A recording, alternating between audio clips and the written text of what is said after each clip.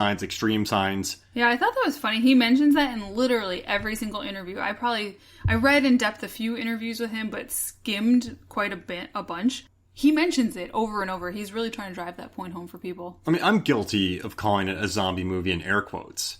Because when you place this somewhere, like 28 days later, yeah, it's not a zombie movie. No. But it's a zombie movie. Yeah. Does that make sense? So, yeah. If someone said to me, Mark, sort of, 28 Days Later is not a zombie movie, I'm like, I get it. But it's fashioned, I think, after that kind of if you're zombie. in a zombie-like state. Well, could the same argument be made for World War Z then? Because isn't that a virus? Yeah. But it's all, like, but it's called World War Z. Yeah, so, I know. So... Those cheeky bastards. And the guy had also written the zombie survival guide, Max Brooks. But, right, it's one of those where it's, you're right, but you also, if someone says it's a zombie movie, actually it's not. You're like, come on, dude. I just like that he was really trying to make the point. Every single interview and article says, I did not want to make a zombie movie. And I think he succeeded. And I think he came up with something really innovative with his makeup here. So he hired Rob Hall, who is just excellent with visual effects.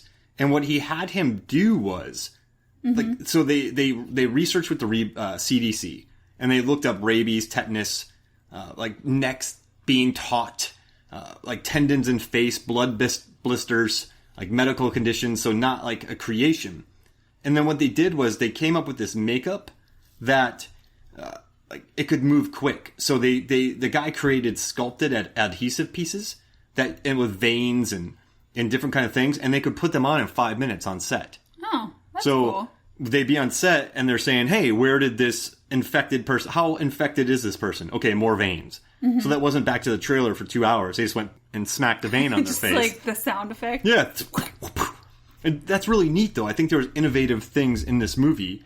And I also like, too, and I've told this to you like 100 times over and over, but I love how every single infected person that we see, we meet earlier in the movie. Mm-hmm. So, like Bill, who burns his family, he's at the doctor's office. The principal is given free coffee to Timothy Olyphant at the baseball game. How amazing would that be? Free coffee. If someone gave me free coffee. Although, I guess nowadays, if there was a virus in the water, I should be more suspicious. Yeah, he gave him that. Mm-hmm. But maybe they cooked the water, right? Or they heated the water, so it killed it? Maybe. He didn't... Did he have it, Olyphant?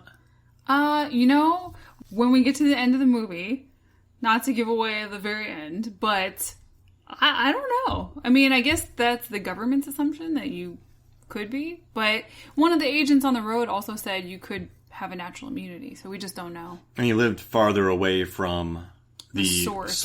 Mm-hmm. But I mean, that water moves pretty quick. Yeah.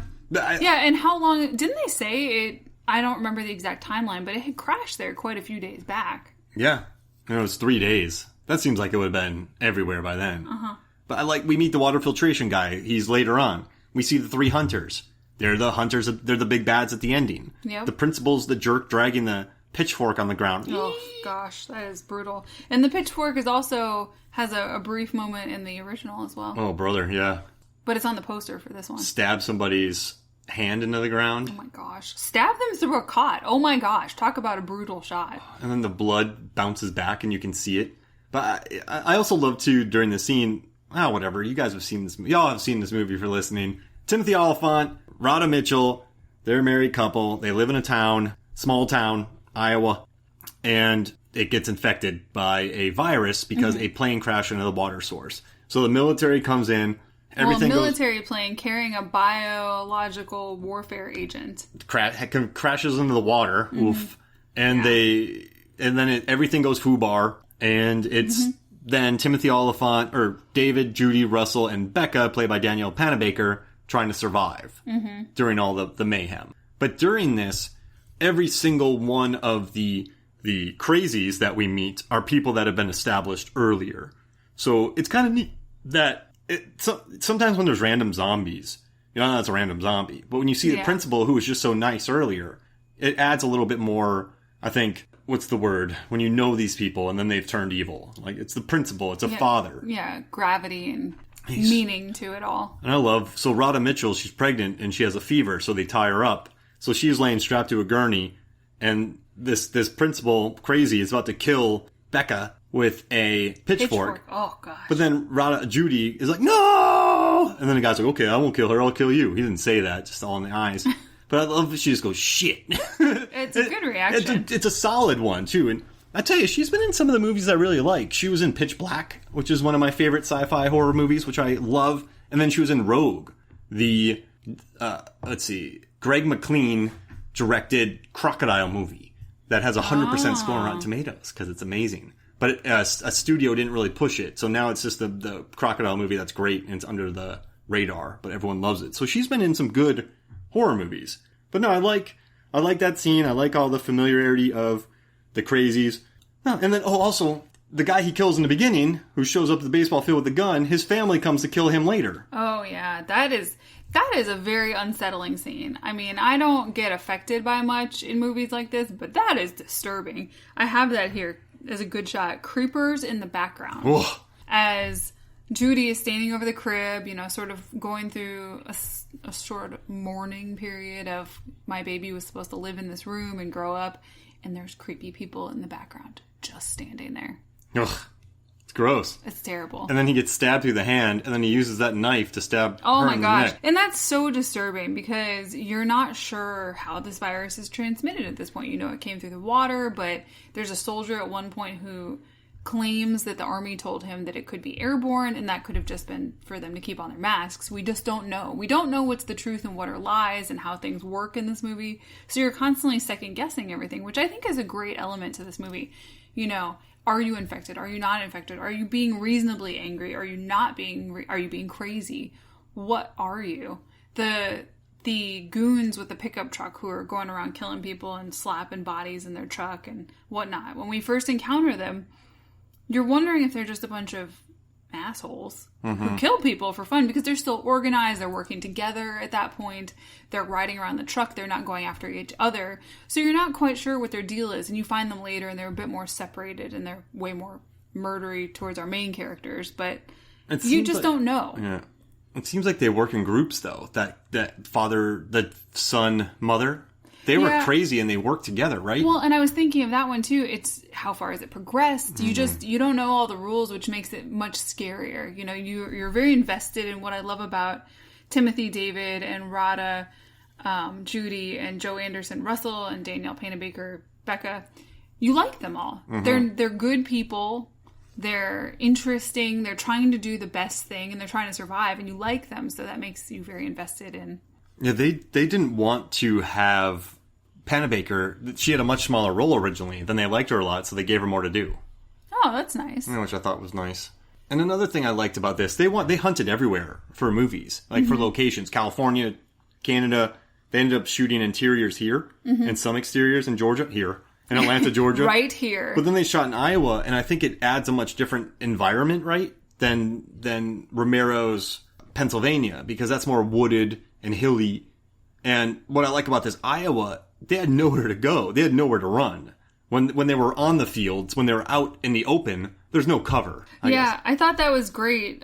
Breck Eisner mentioned that in one of his interviews, that in contrast to the original, there's no woods to hide in. He wanted those vast open plains because you could see everything, and they couldn't just go hide in the woods and sort of hide. There were long sequences in the original where they sort of stood in the woods and discussed things or had near misses, but here you don't have any of that. You have to be in the open, take your chances, maybe go into a car wash, maybe go into a barn.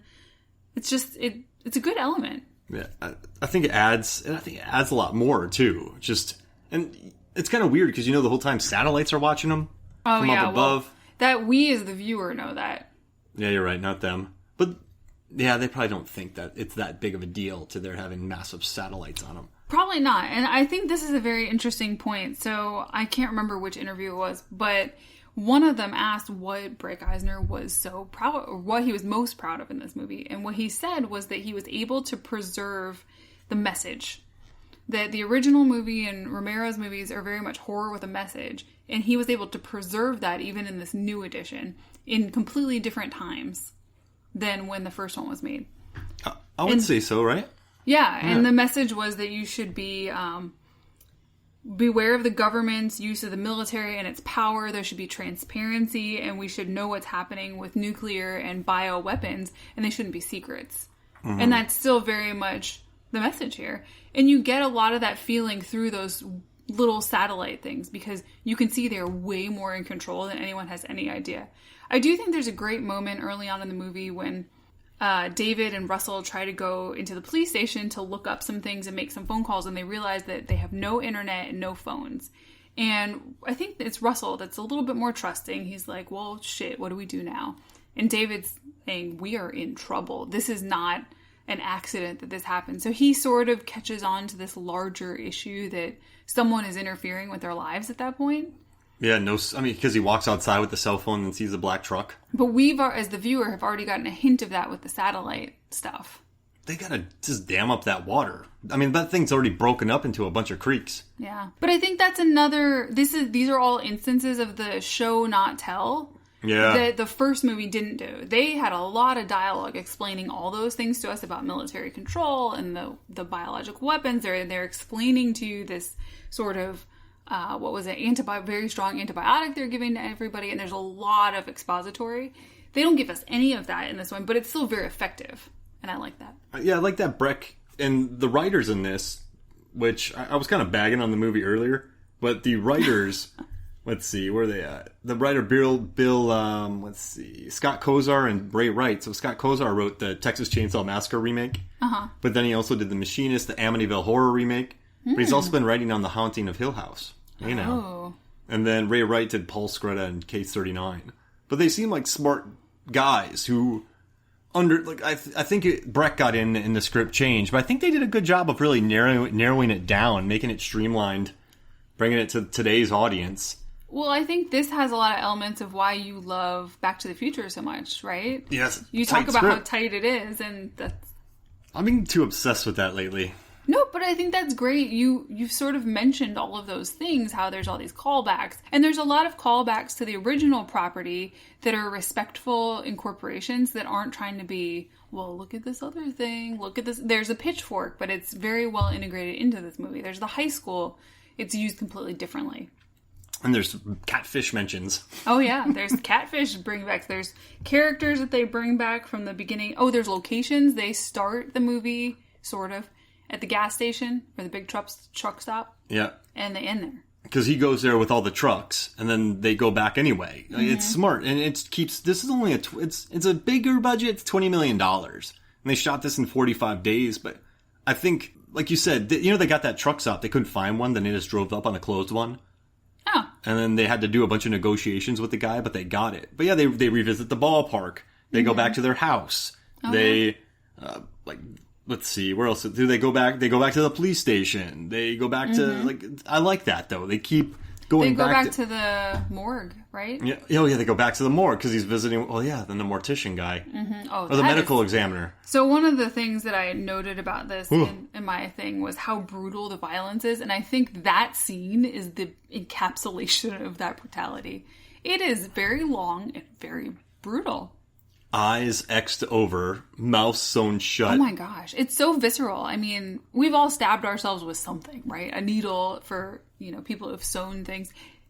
Imagine that going through your mouth and your eyes, and then he cuts open that preacher's mouth to get him to talk, and he says behind you, oh gosh. And the bone saw. Yeah, going right towards the Olyphant. Ugh. You know how they did that? They tried everything known to man to get it to go by itself, but then they just tied a fishing line to it and pulled it, and then took the fishing line out in post. Oh, well, there you go. I guess they fussed around for 2 days, and someone was like, hey, how about a fishing line? I bet you said in the beginning, somebody went, hey, let's use fishing line. And they're like, no, that's stupid. We'll do it. No, it's so basic. And then at the end, some guy just went, hey, guys, I got some fishing line here. Let's just pull it. And then they were so exhausted that they did it. But I don't know, I think everything's almost in camera in this movie, too. I mean, except for the huge explosion at the end. Mm-hmm. But that's another reason I think I like this movie. There's CGI, but it's kind of seamless. In that downtown at night, they shot that over 2 nights, and then they cleaned it out the next day. Like the big crash and all that scene. That's pretty cool. But no, I think what I like about it, I don't want you... Like, you already brought it up, because I talk about this a lot, but the script is very meat and potatoes. You talk about catfish in the beginning, you bring back catfish at the end. And then Olyphant says to Joe Anderson, or David says to Russell, I'm the sheriff. Who listens to the sheriff? Then he does it later. And then there's a spike strip. Oh, they spike strip my car.